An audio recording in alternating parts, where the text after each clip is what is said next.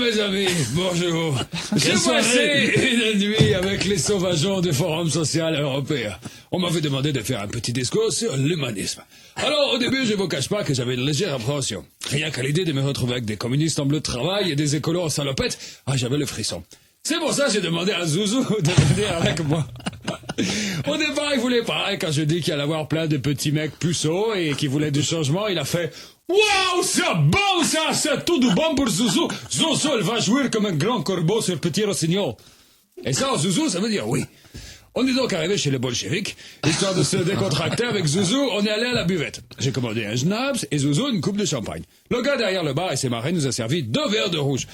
Je lui ai dit gentiment que le rouge, ça me faisait mal aux yeux. Quant à Zouzou, il a été très clair. « Moi, pas possible, le rouge, faire péter Zouzou comme montgolfier. » Le gars, il a rigolé, il s'est barré.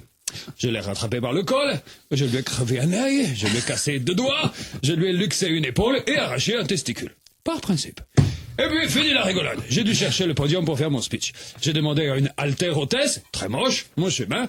Elle m'a dit, tu as un passe? J'ai dit que non, et cette conne a commencé à appeler la sécurité avec son talkie-volkie. Comme j'étais à 2 doigts de lui arracher la tête, Zouzou est intervenu. « Ma, toi, folle la pouffe! Si un gars de sécurité arrive, mon ami le nazi, il va lui choper le bête, il va lui mettre dans l'œil. Et si ça suffit pas, Zouzou va le prendre par le cou et mettre un extincteur dedans. » D'un seul coup, ça l'a calmé, la guillée, elle nous a laissé rentrer et j'ai pu commencer mon discours. Comment dire, vous qui croyez dans le partage et l'égalité pour tous, avant de vous dire que vous êtes tous des crétins idéalistes doublés de branleurs qui préfèrent se la couler douce au lieu d'aller chercher du travail, permettez-moi de vous dire bonjour et bienvenue au Forum social européen. Vous voulez une économie pour le bien de chacun et pas au détriment de tous?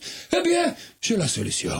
Le partage de toutes les richesses, est-ce vraiment l'unique solution? Non, en vérité, je vous le demande, car il est en ce bas monde une richesse universelle qui met le soleil au cœur de chacun et qui fait des générations d'hommes heureux. Les schnapps, mes amis! Les schnapps!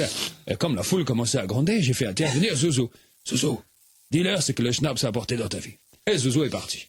Non, mes amis, avant le Zouzou, il était fatigué, il n'avait pas l'eau morale, il avait tout le temps envie d'aller jeter sa face contre un bus comme un moustique dépressif. Et puis un jour, Zouzou découvert le schnapps, il a bien peur, il a bu beaucoup, et le soleil, il est rentré dans son corazon.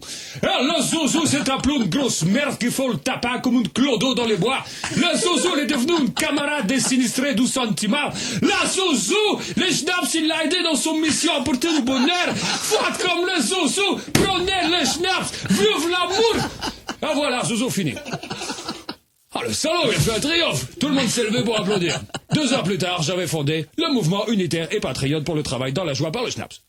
Zouzou était le président, bien sûr. Du coup, j'ai trouvé 30 000 ouvriers qui vont travailler gratos pour mon cousin Otto le Poivreau, le plus gros producteur de schnapps de Bavière. Bon, je vous laisse, je dois retourner au Forum social de Saint-Denis. Je dois réserver des places pour toute ma famille de psychopathes pour aller voir le concert d'Amok à 21h. Oui. Tu m'as impressionné, là. Ah oui, Azel.